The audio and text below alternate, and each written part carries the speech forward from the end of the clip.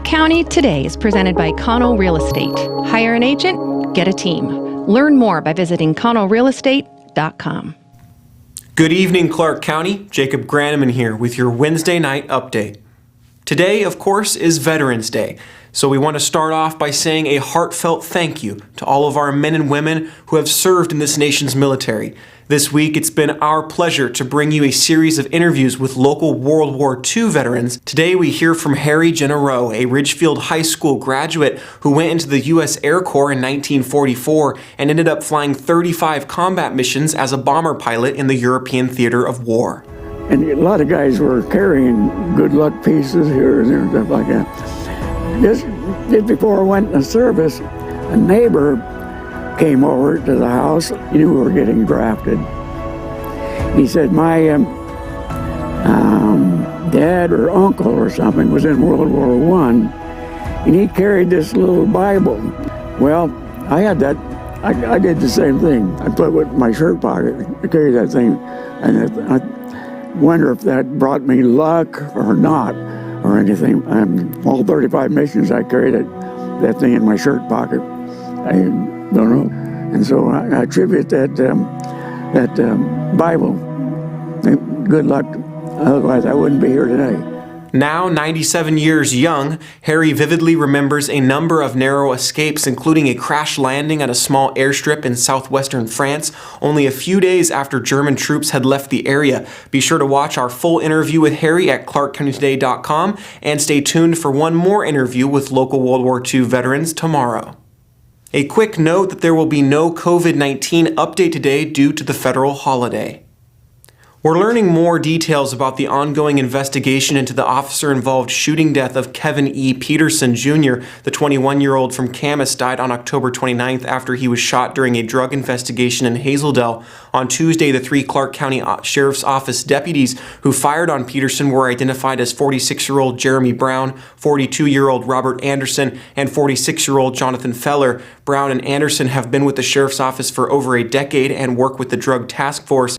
Feller has been with the department 2.5 years and is on the patrol division. The investigation report revealed that while Peterson did have a Glock Model 23 handgun on him, there is no evidence the weapon was fired during the foot pursuit as initially reported.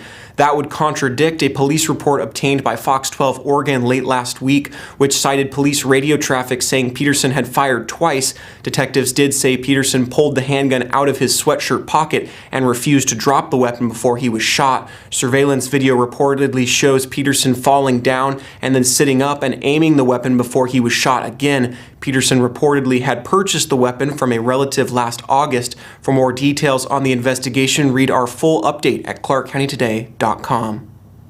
Police funding was a source of some controversy this week during an otherwise routine vote at the Vancouver City Council on a new $1.3 billion budget.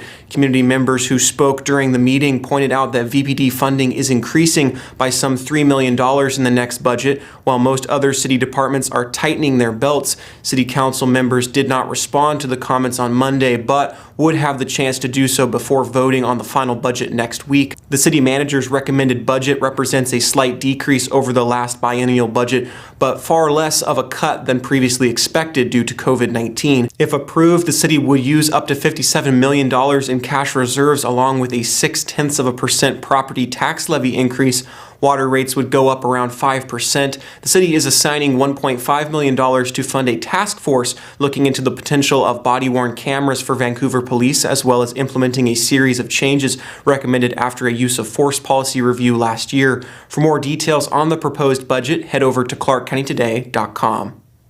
Hundreds of classified employees still on furlough in the Vancouver Public Schools District are feeling the strain as a move to in-person instruction remains elusive amidst the ongoing COVID-19 pandemic. While some employees are being brought back to help with the kindergarten students who are expected to return to classrooms in the near future, hundreds of others are still either laid off or having their hours cut back. Several spoke at a board of directors meeting this week, with some saying they've been unable to find part-time work due to requirements that they commit to remaining on the job at least 6 months. The district furloughed more than 700 classified staff members before the start of the school year, but had hoped to bring back most of them as students return to classrooms. Instead, rising COVID case numbers are likely to delay hybrid classes until at least January or February at this point.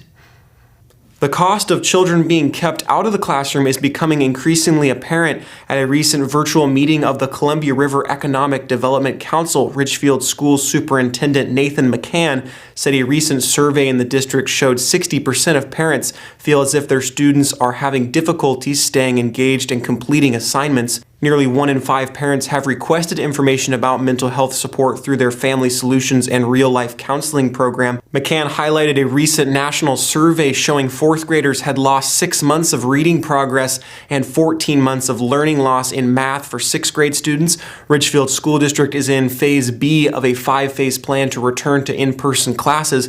Go to clarkcountytoday.com to read the full story. There might not be high school sports right now, but today was a big day for high school athletes. Here's Paul Valencia to explain. Happy Veterans Day and happy signing day. That's right, it's the early signing period for high school athletes to put their names on national letters of intent. Scholarships are being signed by athletes in all sports except for football. In basketball, Caden Perry of Battleground was expected to sign with Gonzaga today. The 6'9" do-everything post had announced he would play for the Zags back in June of 2019. Today, he gets to make it official. Rated among the top 100 high school players in the country by ESPN, Perry has helped Battleground to the Tacoma Dome the past 2 seasons. You have to go back to the early 1990s for the last time the Tigers went to state in back-to-back years. 3 girls basketball players are also expected to sign Division I letters of intent this week. Faith Bergstrom of Camas is going to Cal Poly. Jadia Martin of Hudson's Bay is going to Eastern Washington University. And Skylar B. of Washougal is going to Idaho. Thanks, Paul. And that's your check of the stories we're following for you on this Wednesday at clarkcountytoday.com. Check us out on social media, Facebook, Twitter, and Instagram, as well as YouTube to see when stories are posted and be part of the conversation. You can send us news, tips, feedback, and story ideas to our email, news@clarkcountytoday.com. For all of us, I'm Jacob Granneman. Thanks for watching. Thank you to all our brave veterans, and we'll be back with you again tomorrow.